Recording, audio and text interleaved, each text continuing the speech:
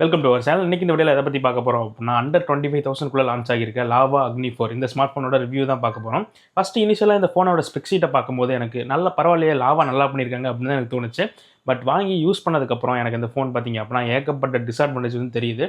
So அது என்னென்னலாம் இருக்குது, யாருக்கு இந்த ஃபோன் சூட் ஆகும் சூட் ஆகாது அப்படிங்கிறத இந்த வீடியோவில் பார்க்கலாம். வீடியோக்குள்ளே போகலாம். ஃபஸ்ட்டு இந்த ஸ்மார்ட் ஃபோனோட பாக்ஸ் கண்டென்ட்டை பற்றி பேசி ஆகணும். ஏன்னா தேவையான எல்லாமே கொடுத்துருக்காங்க. பாக்ஸுமே கொஞ்சம் டிஃப்ரெண்ட்டாக பண்ணியிருந்தாங்க. உள்ளே பார்த்தீங்க அப்படின்னா உங்களுக்கு ஒரு கேஸுமே கொடுத்துருக்காங்க. 66 வாட்ஸ்க்கான சார்ஜர் இருக்குது. அது மட்டும் இல்லாமல் அது ஒரு பிடி சப்போர்ட் உள்ள சார்ஜர். அதனால் type C to type C cable உங்களுக்கு பாக்ஸ்லேயே கிடச்சிரும். அண்ட் அடிஷனலாக ஸ்க்ரீன் ப்ரொடெக்டரும் உங்களுக்கு ஃபோன்லேயே ஒட்டி தந்துடுறாங்க. அடுத்து இந்த ஸ்மார்ட் ஃபோனோட பில்ட் அண்ட் டிசைன் ஆரம்பித்தோம் அப்படின்னா, லாவா கிட்ட இருந்து பார்த்தீங்க அப்படின்னா இப்படி ஒரு டிசைன் நான் எதிர்பார்க்கல. மற்ற கம்பெனிஸ் பண்ணியிருந்தா ஓகே, ஏன்னா லாவாவோட டிசைன் அந்தளவுக்கு எப்பயும் சூப்பராக இருக்காது. பட் இப்போ ரீசெண்டாக லான்ச் ஆன ஒரு சில மாடல்ஸில் லாவா டிசைன் ரொம்ப சூப்பராகவே பண்ணுறாங்க. பின்னாடி வந்து பார்த்தீங்க அப்படின்னா டியூவல் கேமரா செட்டப்பில் ஒரு லேயர் கொடுத்துருக்காங்க. அங்கேயே அக்னின்னு எழுதியிருக்காங்க. அது ஒரு மாதிரி பிரிண்ட் பண்ணாமல் இருந்தால் நல்லா இருந்திருக்கும். இல்லை சைடில் எங்கேயாவது போட்டுருந்துருக்கலாம். கீழே பார்த்தீங்க அப்படின்னா லாவா பிராண்டிங் இருக்குது. பேக்கில் யூஸ் பண்ணியிருக்க கிளாஸோட மெட்டீரியல் பார்த்தீங்க அப்படின்னா கிளாஸ் தான் யூஸ் பண்ணியிருக்காங்க. பட் அது என்ன ப்ரொடெக்ஷன்லாம் மென்ஷன் பண்ண கிடையாது. ஃப்ரண்ட்டில் இருக்க கிளாஸ் ப்ரொடெக்ஷன் வந்து பார்த்தீங்க அப்படின்னா கர்னிங்கோட கொரில்லா கிளாஸ் 5 யூஸ் பண்ணியிருக்காங்க. இந்த விஷயம்லாம் பார்த்தீங்க அப்படின்னா எனக்கு வந்து இம்ப்ரெசிவாக இல்லை. பட் எனக்கு எங்கே இம்ப்ரெசிவாக இருந்துச்சு அப்படின்னா, சைடில் இருக்க இந்த அலுமினியம் ஃப்ரேம் தான். இந்த ப்ரைஸ் ரேஞ்சில் எல்லாருமே பார்த்தீங்க அப்படின்னா அலுமினியம் தாண்டி எல்லாருமே பிளாஸ்டிக் தான் யூஸ் பண்ணுறாங்க. பட் இவங்க திரும்ப இந்த அலுமினியம் ஃப்ரேமை கொண்டு வந்திருக்கிறது ஒரு ரொம்ப பெரிய ஒரு நல்ல விஷயம். பட் அது இந்த ஃபோனில் கொண்டு வந்திருக்கிறதா எனக்கு ஒரு டிஸ்அட்வான்டேஜாக தெரியுது. அது ஏன்னு ப்ராசரை பற்றி பேசும்போது சொல்கிறேன். போர்ட்ஸ் அண்ட் பட்டன்ஸ் பார்த்தீங்க அப்படின்னா கீழே சிம் ட்ரே கொடுத்துருக்காங்க. இல்லை அவங்களால 2 நேனோ சிம் வந்து போட்டுக்க முடியும். மைக்ரோ SD கார்டு கிடையாது. பக்கத்தில் டைப் சி போட்டிருக்கு. அதுக்கு பக்கத்தில் மைக் இருக்குது. அண்ட் அதுக்கு பக்கத்தில் ஸ்பீக்கர்களுமே இருக்குது.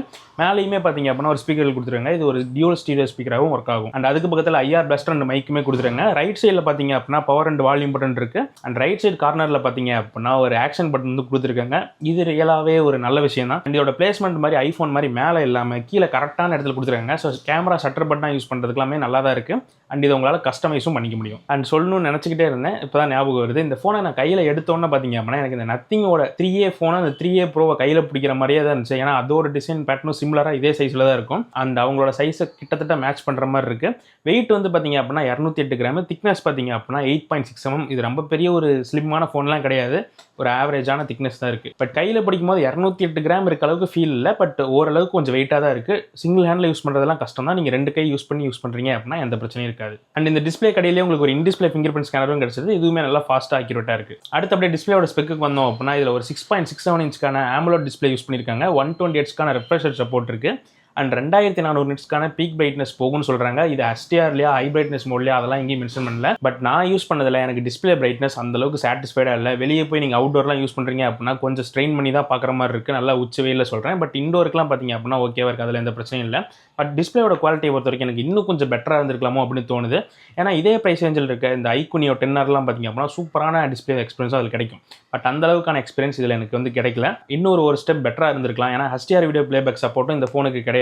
யூடியூப்ல மட்டும் தான் ஒர்க் ஆகும். உங்களுக்கு நெட்ஃப்ளிக்ஸ், அமேசான் பிரைம்ல உங்களுக்கு HDR பிளேபேக் சப்போர்ட் கிடையாது. மற்றபடி டிஸ்பிளேல பெருசாக குறை சொல்கிறதுக்கு எதுவும் இல்லை. டியூவல் ஸ்டீரியோ ஸ்பீக்கர் வந்து கொடுத்துருக்காங்க. ஸ்பீக்கர் எக்ஸ்பீரியன்ஸுமே ஒரு மாதிரி ஆவரேஜாக தான் இருக்குது. ரொம்ப ஒன்றும் பெஸ்ட் இந்த செக்மெண்ட் அப்படிலாம் சொல்ல முடியாது. ஸோ நீங்கள் மல்டிமீடியா தான் உங்களுக்கு மெயின் பர்பஸ் அப்படின்னா நீங்கள் இந்த ஃபோனை அவாய்ட் பண்ணிக்கலாம். ஏன்னா இதை விட பெஸ்ட்டான ஃபோன்ஸ் நிறையா இருக்குது. அடுத்து இதோட சாஃப்ட்வேரை பற்றி பேசி ஆகணும். இந்த ஃபோனில் எனக்கு இருக்கிறதுலே பிடிச்ச விஷயம்னு பார்த்தீங்க அப்படின்னா இதோட சாஃப்ட்வேர் எக்ஸ்பீரியன்ஸ் தான். ஏன்னா நீங்கள் ஃபோனை பூட் அப் பண்ணி செட்டப் பண்ணதுலேருந்து நான் ஒரு ப்ளோட்வேர் கூட பார்த்ததில்ல. அவ்வளோ க்ளீனாக மெயின்டைன் பண்ணியிருக்காங்க. வெறும் பியூரான ஸ்டாக் ஆண்ட்ராய்டு தான் யூஸ் பண்ணியிருக்காங்க. ரொம்ப நல்ல விஷயம். எல்லா பிராண்டும் இதே பண்ணால் நல்லாயிருக்கும். அந்த ப்ளோட்வேர்லாம் இல்லாமல் பார்க்குறதே பார்த்தீங்க அப்படின்னா ஒரு மாதிரி ப்ரீமியமான எக்ஸ்பீரியன்ஸ் ஃபீல் வந்து உங்களுக்கு கிடைக்கும். இந்த ரியல்மி ஃபோன்லாம் எடுத்து உள்ளே பார்த்தீங்க அப்படின்னா ஒரு மாதிரி சீப்பாக இருக்க மாதிரியே ஃபீலிங் இருக்கும்.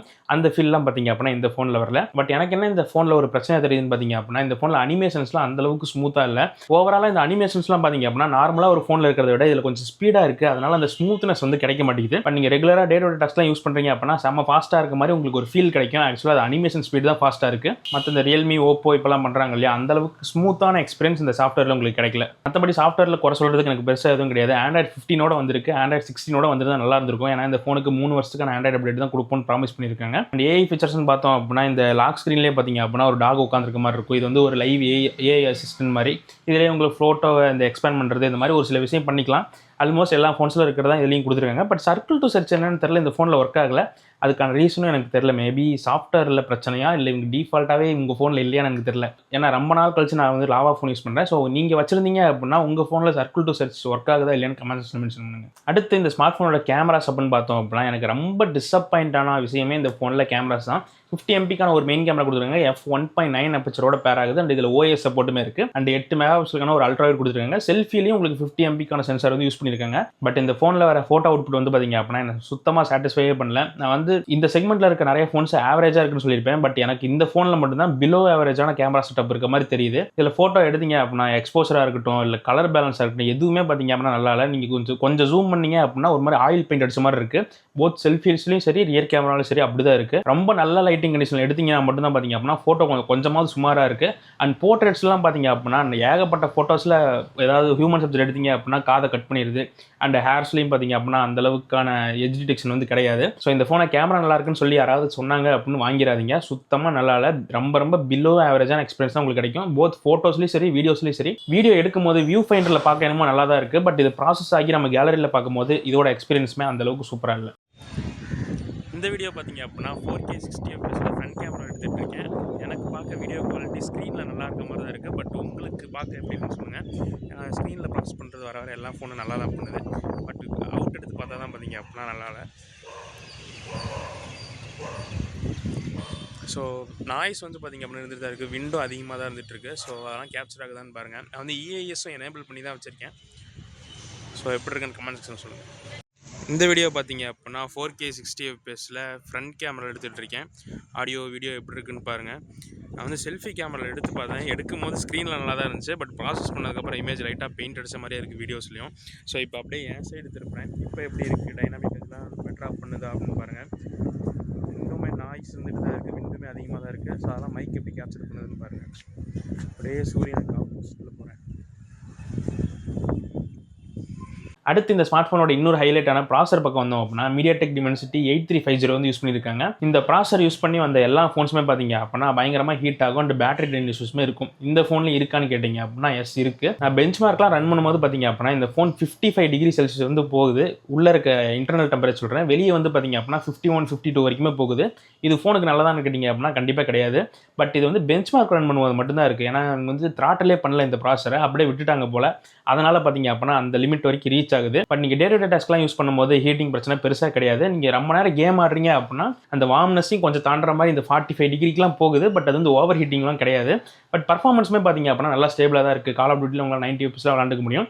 பட் ஜென்சன் இம்பேக்ட் மாதிரி கேம்ஸ் ஒரு அரை மணி நேரம் 1 மணி நேரம் விளாட்றீங்க அப்படின்னா அதுக்குலாம் நான் இந்த ஃபோனை ரெக்கமெண்ட் பண்ண மாட்டேன். கண்டிப்பாக ஹீட்டிங்னு தெரியும், ஃப்ரேம் ட்ராப்புமே இருக்கும். ஸோ ஓவரால் இந்த ஃபோனை கேம் ஆடுறதுக்கு வாங்கலாமான்னு கேட்டிங்க அப்படின்னா நான் வந்து வாங்க வேணாம்னு தான் சொல்லுவேன். ஏன்னா இதை விட பெட்டரான ப்ராசர் உள்ள ஃபோன்ஸ் இந்த iQOO Neo 10R not series உள்ள ஒரு ஃபோன்ஸ் அதெல்லாம் பார்த்தீங்க அப்படின்னா இதை விட பெட்டராக பர்ஃபார்ம் பண்ணும். ஸோ அப்பப்போ கேம் ஆடுறது அப்படின்னா ஓகே. மற்றபடி கேஷுவல் யூஸ்க்குலாம் பார்த்தீங்க அப்படின்னா எந்த பிரச்சனையும் கிடையாது. அண்ட் இதில் யூஸ் பண்ணியிருக்க ஸ்டோரேஜ் வேரியன்ட் தான் பார்த்தீங்க அப்படின்னா இன்னும் சூப்பரான விஷயம். பேஸ் வேரியன்ட்டே 8256 தான், ஒரே வேரியன்ட் தான் இருக்குது. அண்ட் இதில் யூஸ் பண்ணியிருக்க ஸ்டோரேஜ் டைப் வந்து பார்த்தீங்க அப்படின்னா UFS 4.0 யூஸ் பண்ணியிருக்காங்க. LPDDR4X RAM யூஸ் பண்ணியிருக்காங்க. இதுவுமே எல்லா பிராண்ட்ஸும் இதை காப்பி பண்ணால் நல்லா இருக்கும். இதுவுமே இந்த ப்ரைஸ் ரேஞ்சில் ரொம்ப ஒரு நல்ல விஷயம் லாவாக பண்ணியிருக்கிறது. அடுத்து இந்த ஸ்மார்ட் ஃபோனோட பேட்டரி கெப்பாசிட்டிக்கு வந்தோம் அப்படின்னா 5000 mAh பேட்டரி யூஸ் பண்ணியிருக்காங்க. 66 வாட்ஸ்க்கான ஃபாஸ்ட் சார்ஜிங் சப்போர்ட் இருக்குது.